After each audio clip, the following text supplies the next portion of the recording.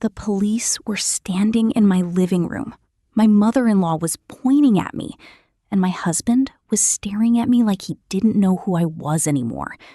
A $20,000 diamond necklace had vanished from Vivian Carter's bedroom, and somehow there was video proof that I had stolen it. I knew the footage was fake.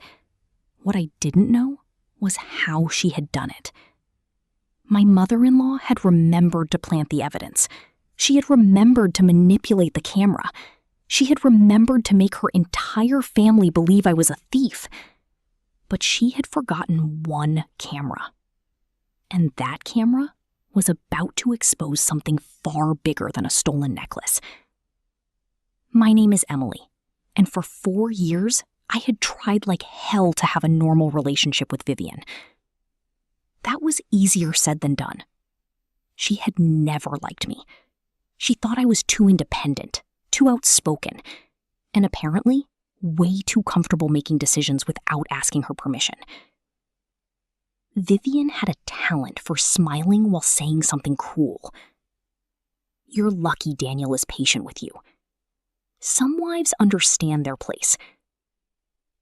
And whenever she showed me her grandmother's diamond necklace, she'd add, "This stays in the family." I always brushed it off. Until Saturday afternoon. Vivian asked me to take a basket of laundry upstairs. I walked into her bedroom, dropped the clothes on a chair, and came right back down. 20 minutes later, she screamed, "The necklace is gone!" Everyone rushed upstairs. Vivian opened her safe and started freaking out. Daniel, my husband, asked, "Mom, are you sure you put it there?" Her eyes immediately landed on me. Emily was upstairs. I actually laughed because I thought she was kidding. Then Vivian said, "She was alone in my bedroom." My smile disappeared. "Are you accusing me of stealing your necklace?" "I'm not accusing anyone," she said sweetly. "I'm just stating facts." Then she pulled out her phone and showed us security footage. There I was, walking into her bedroom. There I was, walking out. Vivian looked at Daniel. "Looks pretty clear to me." Daniel's face tightened. "Emily?" My heart sank. "Daniel, I didn't touch that safe." Vivian folded her arms. "Then maybe the necklace walked away by itself." That little sarcastic smile told me everything.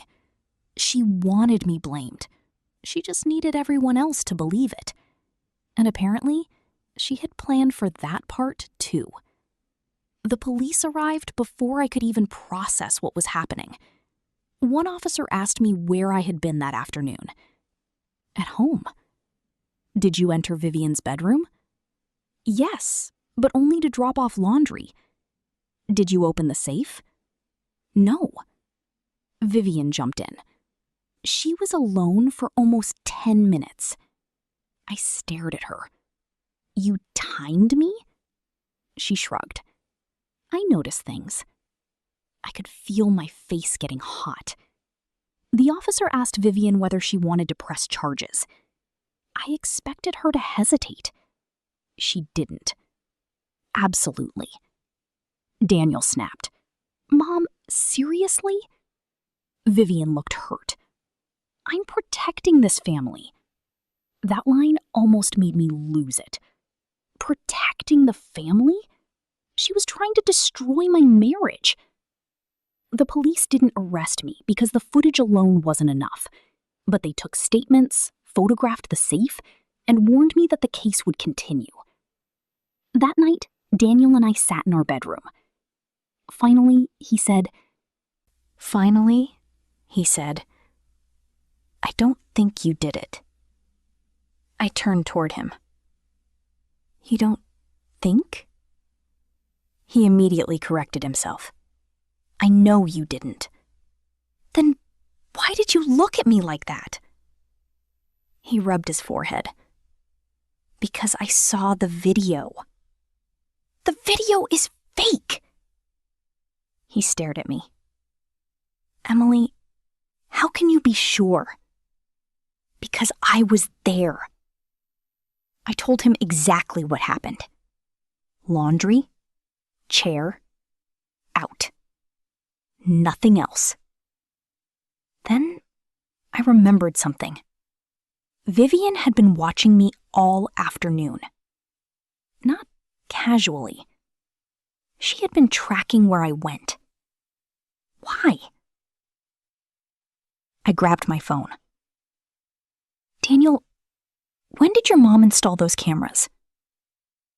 Years ago. Why? Did she change anything recently? He frowned. I don't know. I looked at the footage again. Something about it felt wrong. Not obvious, just off. The timestamp, the angle, something. But before I could figure it out, Daniel's phone buzzed. It was his mother. A text appeared. We need to talk about Emily before she lies her way out of this. I looked at Daniel. See? He didn't answer. And that hurt worse than the accusation. The next morning, Vivian called a family meeting. I almost said nope and stayed upstairs. But I knew if I avoided it, she'd twist that too. So I went. Vivian stood beside the fireplace. Her husband, Robert, sat on the couch. Daniel stood next to me. Vivian looked at everyone and sighed dramatically. I hate doing this. I muttered, then don't. Daniel gave me a warning look. Okay, fair enough. Vivian continued. I have defended Emily for years. That was news to me. She married into this family and suddenly started acting like our money belonged to her. I stared at her. There it is. Daniel said, Mom, stop. But Vivian kept going. She knew about the necklace. She knew where it was. She was alone in my room. And now she claims the footage is fake. I stepped forward. Because it is.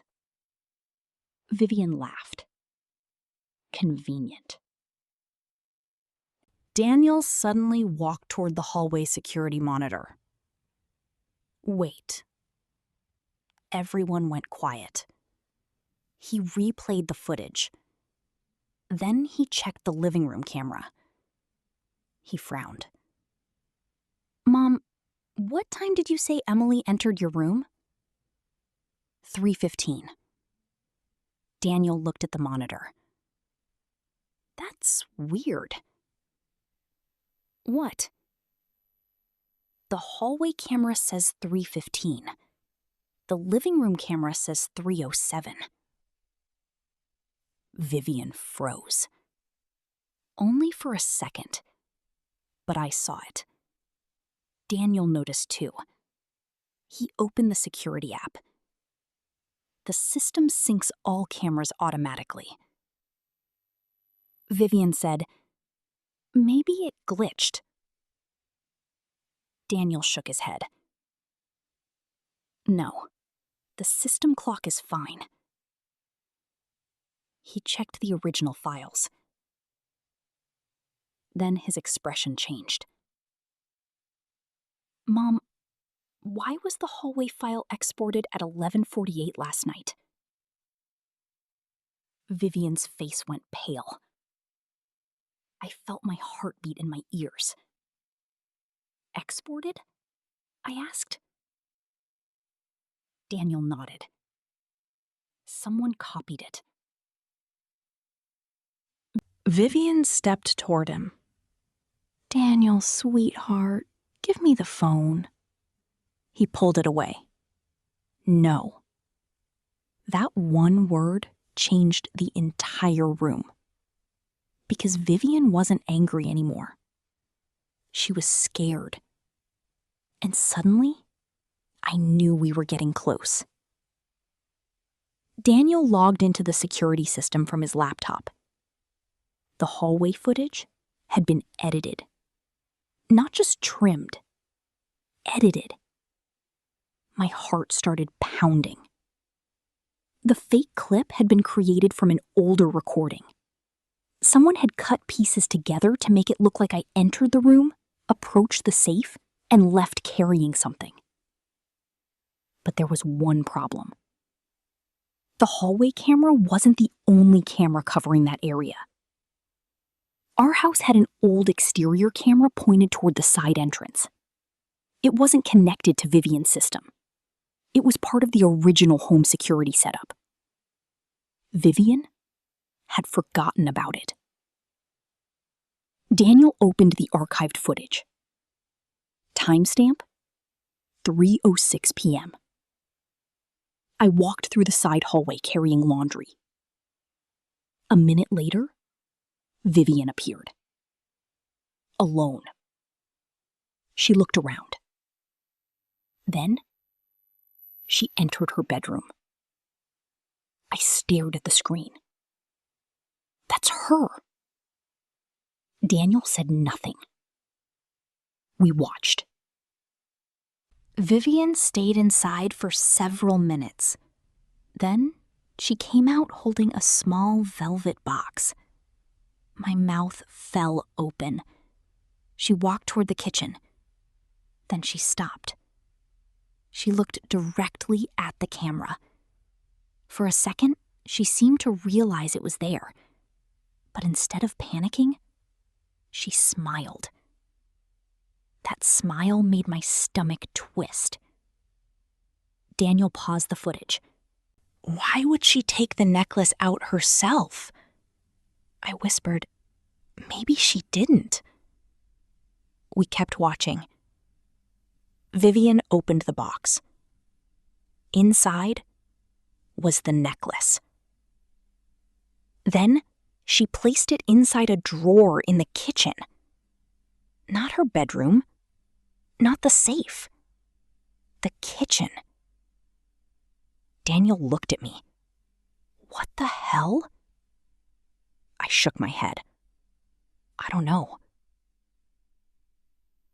Then something else appeared on the screen. At 3:13 p.m., Vivian returned to the kitchen. She took the necklace out. But this time, she wasn't alone. A man walked into frame. Robert, Daniel's father. I felt the room go cold. Robert took the box from Vivian, and then he said something that changed everything. Are you sure this is worth destroying your son's marriage? Daniel stopped the video. He turned around slowly. Dad? Robert looked like someone had punched him. Vivian stepped forward. Daniel, please. He stared at her. You planned this? No. The answer came too fast. I said, play it. Daniel did.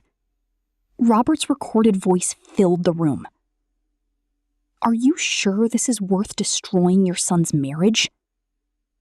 Vivian replied, he needs to wake up. Wake up from what? From her. I felt my jaw tighten.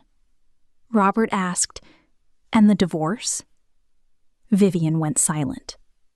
Then she said, once Emily is gone, Daniel will finally listen to me.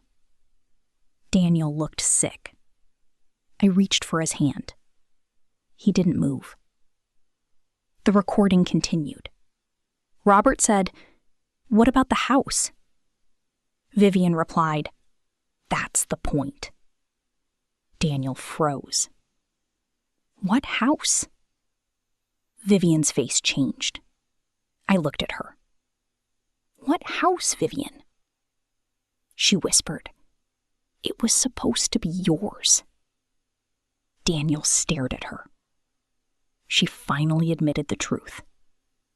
The family home had been placed in Daniel's name years earlier, but Vivian still controlled the financial accounts tied to it. She had been pressuring Daniel to sign documents that would put everything back under her control. He had refused, and she blamed me. She thought I was the reason he had started setting boundaries. So she decided to make me look like a thief. If Daniel divorced me, Vivian believed he would come crawling back. She had stolen her own necklace. She had hidden it, she had manipulated the footage, and she had planned to use the accusation to make Daniel believe I was after his family's. Daniel looked at his mother. You did all this because Emily told me to stop letting you control my life? Vivian started crying. I did it because I'm your mother. Daniel's voice cracked. That doesn't give you the right to ruin my wife. Vivian looked at me. You took my son away. I shook my head. No, Vivian. You pushed him away. That shut her up. Then Daniel noticed the security footage was still recording. He looked at the screen. And suddenly, his expression changed. Mom? She turned. What? Daniel pointed at the monitor. You just admitted everything. Vivian's eyes widened. The police came back that afternoon. This time, Vivian wasn't pointing at me. She was answering questions. The original footage was preserved. The manipulated video was recovered. The necklace was found exactly where Vivian had hidden it, and the exterior camera showed her entire setup. But the worst part for Vivian was the financial evidence.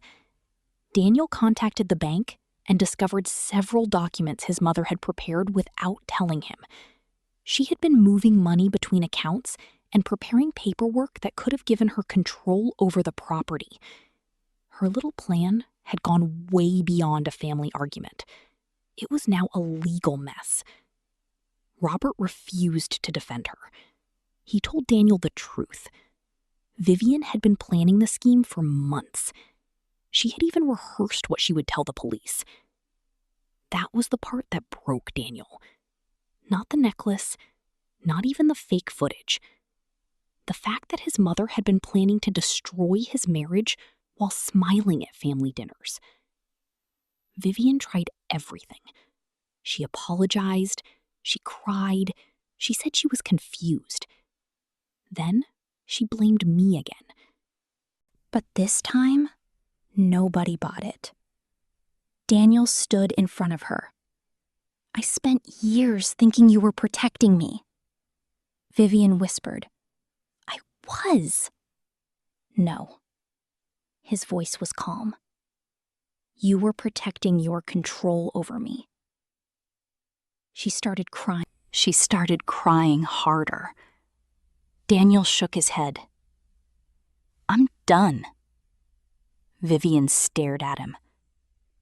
You're choosing her? Daniel looked at me, then back at his mother. No, I'm choosing myself. That sentence hit harder than anything else. Vivian lost control of the house. She lost access to Daniel's finances, and because of the evidence, she had to deal with the legal consequences of filing a false accusation and manipulating evidence. But I didn't celebrate. I didn't scream. I didn't humiliate her. Honestly, I didn't need to. Watching the truth dismantle her perfect little story was enough. A few weeks later, Daniel and I moved into our own apartment. No family drama, no secret cameras, no fake accusations. Just peace. But there was one detail I still couldn't let go. Why had Vivian been so confident that nobody would check the other camera? He was sitting on the edge of our bed, staring at the floor. "Because she forgot it existed," he said. I shook my head. Vivian forgets birthdays. She doesn't forget plans. I think she knew about that camera. We pulled up the old security records. There were dozens of archived clips from the exterior camera. Most were boring. Deliveries, cars, neighbors walking past. Then Daniel found something. 3 weeks earlier, Vivian had logged into the system. She had tried to delete the exterior camera. But the system rejected her request because she wasn't the administrator. Daniel was. I stared at the screen. She tried to erase it. Daniel nodded. And failed. That failed request became the final piece. Vivian hadn't simply forgotten the camera. She had tried to remove it. She just didn't realize the system had kept a record of her attempt. I looked at Daniel. She planned everything. He gave a tired laugh. Yeah. I leaned back, but she still missed something. What? I pointed at the screen. People always do.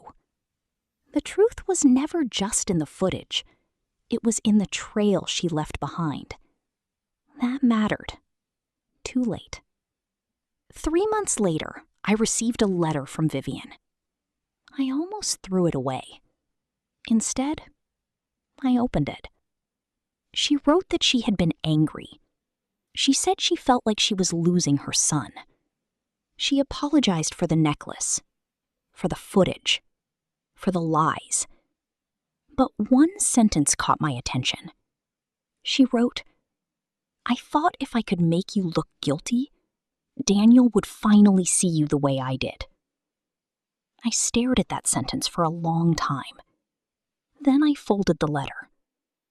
I didn't forgive her that day. Maybe someday I will. But forgiveness doesn't mean opening the door again. Daniel came into the room. What was it? An apology. He raised an eyebrow. Real one? I smiled. Maybe, but I'm not betting the farm on it. He laughed. Fair. I leaned against him. For the first time since the necklace disappeared, I felt completely safe. Later that evening, Daniel asked me something. Do you ever wish we had never found that camera? I smiled. No.